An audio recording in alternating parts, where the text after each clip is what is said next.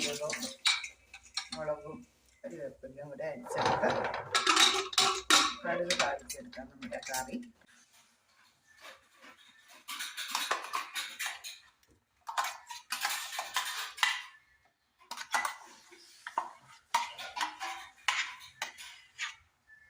നമ്മുടെ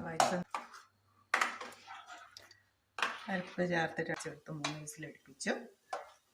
തേങ്ങയും ചെറിയ ജീരകവും ചെറുള്ളിയും കൂടെ അരച്ച് ചേർത്ത് മഞ്ഞൾപ്പൊടിയും ചേർത്ത് ആവശ്യത്തിന് ഉപ്പും ചേർത്ത് നമുക്ക് കടുക് താളിച്ചിടാം. നമ്മുടെ കറി ഏകദേശം റെഡി ആയിട്ടുണ്ട്.